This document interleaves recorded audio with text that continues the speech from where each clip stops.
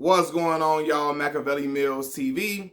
So yesterday I reported on Ed Reed having a blow up and being disgruntled with certain conditions at Bethune-Cookman University, and he was going off, snapping, using vulgarity, so on and so forth, about how he didn't have no contract yet, how his office wasn't even clean, it's trash in the building, this building is trash, this shit is trash, all this and all that. He going off snapping, right? Snapping about, like, all these HBCUs be having, like, administration, they ain't run right, all this and all of that, right? And how since he been there for 1 week, he done more than people that been there for years since he been there in 1 week. And I made a video and I was like, man, me being a HBCU alum, I know that HBCUs have a lot of, struggles in certain areas, right? We have struggles in areas financially, and specifically financially, for sure, right? I know we are extremely underfunded. We don't get these mega billion-dollar endowments that these other schools get. And so we lack a lot of resources in a lot of areas. So when the celebrity coaches started to come into the fold, I was excited about the fact that they could bring resources to the school, right? They can make the school more prominent. They can get more awareness to the certain situations. They can bring more fanfare to these HBCU games and hopefully get the kids at the HBCU programs get looked at and have a chance of getting drafted. So I was excited about it, right? But again, as time went on, I felt like, since Prime's departure, a lot of people, I'm like, oh my God, if we're going to have a celebrity coach route, I just hope that celebrity coaches don't try to villainize the HBCU in order to seem like these saviors of these programs, to develop a savior complex, right? And again, I recognize, yes, the school building, his office should have been cleaned, so on and so forth. Yeah, it should have been some trash picked up or whatever, right? And I agree with that, but it's just like certain other things Ed's saying. He been there since he been there a week. He done more than people that's been there for years. To me, that sounds like a savior complex he's trying to come across, right? Because there's no way in hell you can tell me in 1 week, unless you tell me Ed got to tell us what he's done. If he tell us what he's done, when you say a statement like that, I have to hear things measurables. Let us know what you've done so I can measure and I can say, well, damn, he has done more than people who's been here for years. Because that's a broad ass statement to make. I've been here for a week, been done stuff. I did more more than people who've been here for years, right? I'm like, damn, shit. It almost sounds like Ed saying he did more than Mary McLeod Bethune. He said he done more than Mary McLeod Bethune, who the school is named after. He did more than her. I'm like, I'm being silly with that, but I'm like, yo, like, if you say something like that, bro, you gotta provide evidence with that, or just tell us what you done. You can't just make a blanket statement like that and we just roll with it and run with it. Yeah, it sure done more than everybody who done been here for years. Like, bro, that's like, it sounds like you trying to come across with a savior complex to me, man. And talking about how the building is trash, and I don't know if he just talking about trash in the building. He might just say the building is just trash in general and all of that. This shit is trash. All that, like, bro, I think. And again, I always say, I feel like a lot of individuals who play sports at predominantly white institutions, Power 5 schools, they are unaware of the circumstances and situations at HBCUs and how severely underfunded HBCUs are compared to the Power 5 programs they played in, right? Like, but Bethune-Cookman don't have nowhere near as much money as University of Miami, where Ed Reed came from. Jackson State don't have nowhere near as much money as Florida State University does, right? And I think a lot of these coaches don't understand, when you coach at the HBCU, a lot of times you're going to be on small budgets for sure. I gave the anecdote where I talked about when Mississippi Valley, my alma mater, Mississippi Valley State, alma mater to the greatest wide receiver of all time, Jerry Rice, and also alma mater to Deacon Jones as well, the man who is responsible for the sack being a statistic in NFL football, or in football in general, right? Anyway, when I was at Mississippi Valley, they won 17 straight games in basketball and in conference play. And it was making all type of headlines and all of that. Pat 40 reporter, ESPN reporter, came to the Mississippi Delta in Itta, Mississippi, where Mississippi Valley State is located, and he interviewed head coach Sean Woods. Sean Woods, who used to play for Rick Pitino at the University of Kentucky. He was the head coach at MVSU at the time. And Sean Woods talked about how across the whole athletic department, there's a $5 million budget across the whole athletic department at Mississippi Valley State. That's across football, men's and women's basketball, softball, baseball, volleyball, soccer, cross country and track and all of that. $5 million budget across all teams. In comparison, the University of Kentucky, Coach Sean Woods' alma mater spent $5 million alone on its basketball team. Right? So we know the inequities, like how we're not on the same playing field as these predominantly white institutions in Power 5 schools. And sometimes, I feel like the coaches don't understand that the situation, that is the situation that a lot of the HBCUs they're going to. Now, trash being in the office or something, that's don't have nothing to do with money. But he talking about the building trash and all this and all of that. I feel like it's going to get worse with Ed being. He apologized, but it's going to get worse. He's going to have complaints about trash ass facility, all this and all that. And I think that, a lot of these, they don't understand a lot of these situations, facilities not being up to par and all of that, is due to pure lack of funding, right? So sometimes I'm curious to do they know, what do they expect when the majority of HBCUs have been underfunded for decades, right? I'm curious to know what did they expect when they came, So, and this is my problem, right? Because people will be like, that's black folks' problem. We don't want to talk about the issues. We want to keep everything in house, and things don't get fixed like that, right? And yes, I'm all for things getting fixed and things getting improved. But my thing is this: when you make criticisms, when you make criticisms, come with some type of results or some type of change within it, right? And people can say he's implementing that now. But if you're gonna make criticisms, come with reform with it as well, right? Or if you're gonna make criticisms, please keep the same energy at these other schools. Because Ed and other coaches like him will be at predominantly white institutions where scandals go on like a motherfucker. It may not deal with money and funding. The funding may be great, and the facilities may be up to par. But you got people stealing at the predominantly white institutions, and they get away with it for a while. You got boys on the team raping girls, right? Don't nobody talk about none of that. You got people in facilities, just embezzling money and all in departments, and all of those type of things happen as well there. And coaches get thrown by the wayside and players get used and abused and so on and so forth, and players get pushed out of programs and left with humongous medical bills on these players, and all type of crazy stuff be happening.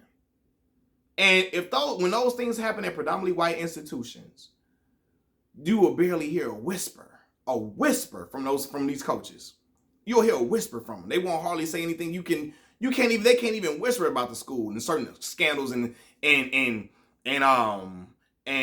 things that are disproportionate or things that are unfair or uneven, or things that they don't even speak on the scandals happening within the schools when they're there. They don't talk about it at all because they're scared they're gonna get fired and let go, right? But when they come to the HBCU ranks, let the coffee machine be broke. They get on and make a whole damn press conference. I'm tired of these motherfucking raggedy ass motherfucking everything. It is fucking trash. This shit is fucking trash. This shit is fucking garbage. All of that. Let there be 3 pieces of paper on the floor in the office. This motherfucking shit is not up to motherfucking par. All that crazy shit, hollering and yelling and cussing. But when you was at the predominantly white institution, you had all type of cocaine cowboys riddled in there. Ain't nobody saying a goddamn thing publicly. Got cocaine cowboys on the team. You feel me? You got people stealing money, all type of scandals was happening in the University of Miami. Like a motherfucker. You feel me? And I'm sure it's still happening today. And you ain't gonna hear a whisper from these coaches. They not gonna say a damn thing. But let the water be too cold at the black school. Motherfucking trash ass school. This motherfucking water ain't up to par. Look what type of shit we in. All that. For real. And again, it wasn't professional for Ed to be, if he can be passionate, to be cussing like that as a coach. Come on now. That ain't professional at no institution, no university. So knock it off. But anyway, that's my problem. If you can criticize black schools, but I want you to keep the same energy.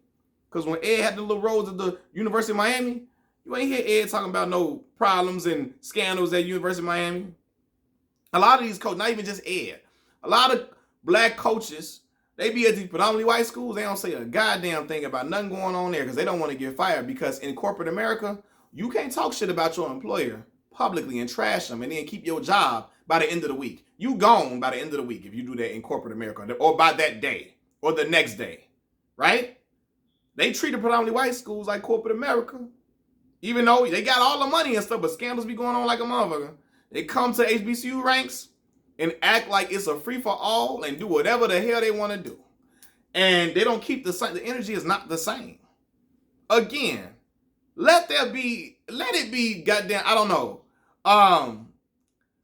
Let the food be too cold at the HBCU. This motherfucking school, this shit is fucking trash. All that hollering and shit, motherfucking trash ass, motherfucking black ass school. All that, bro. What the hell?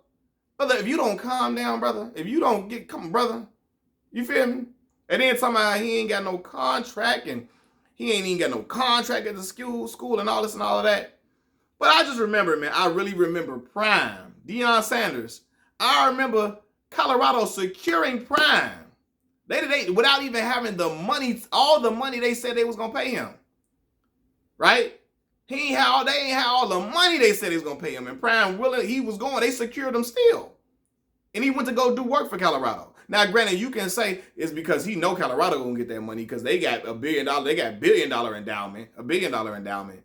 And then they have these big boosters that want to see Colorado do well. They're gonna just pay all the money they can.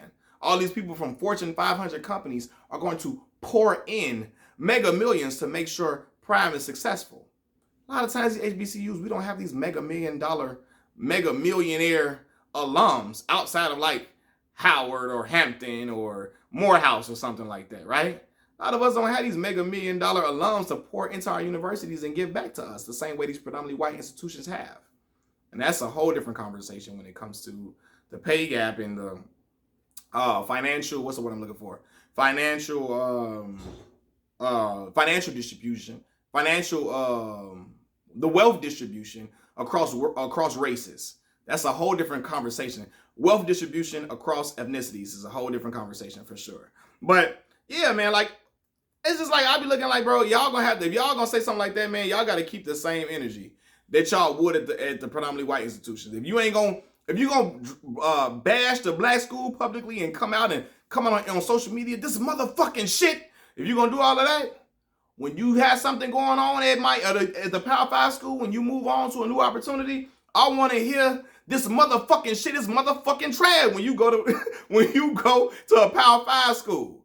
But oftentimes they're not. They ain't gonna do that. They gonna get that shit. They gonna nip that shit in the bud. They gonna get that in order. And we ain't gonna hear that he was just passionate. Black folk, he was just passionate. He was upset. When white folks don't want to hear you was motherfucking upset when you get to their school.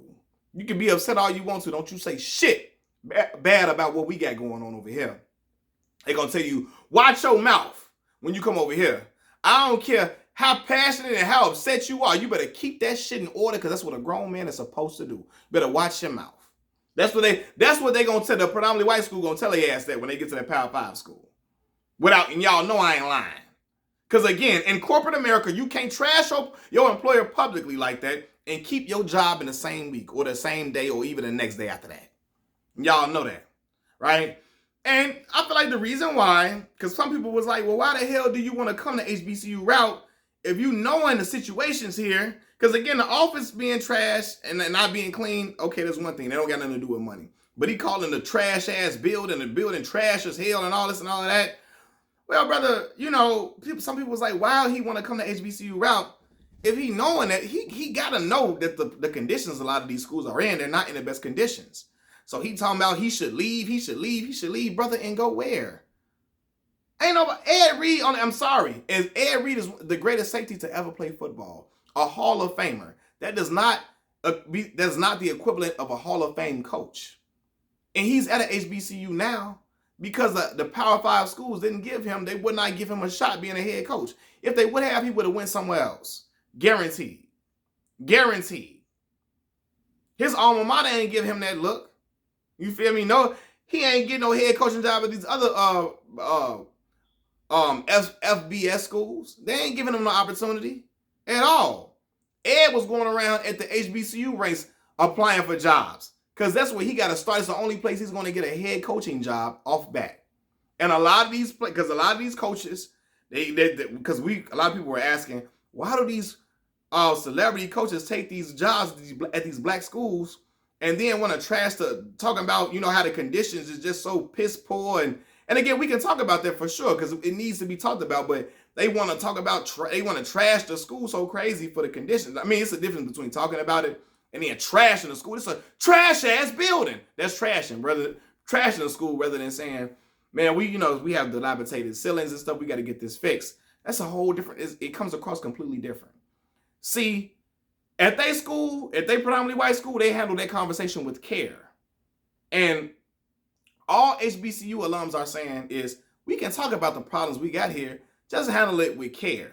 And a lot of y'all gonna be like, y'all in y'all feelings too much, y'all too emotional. No, brother, it's just a certain amount of, what's the word I'm looking for?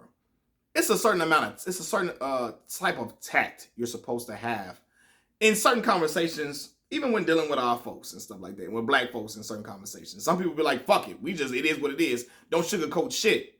But it's like, bro, I know if they was at their school, they would handle them conversations with care. If he was at Miami, he wouldn't say this fucking shit is motherfucking trash. He'll be, we got to do better, Miami, y'all. We got to get it in order, y'all. We got to do to uphold the standard, man.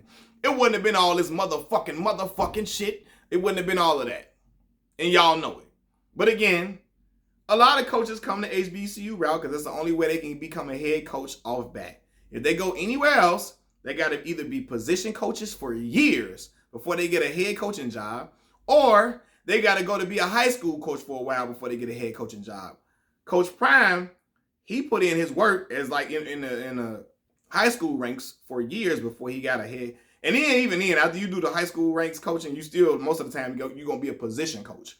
You do not go to be a head coach straight from high school like that. It's very, very rare, right? But the HBCU ranks will give you that look and give you that nod that a lot of these predominantly white institutions not giving them, including their own alma mater, right? And a lot of the coaches, they want the power and prestige of being a head coach out the gate, right?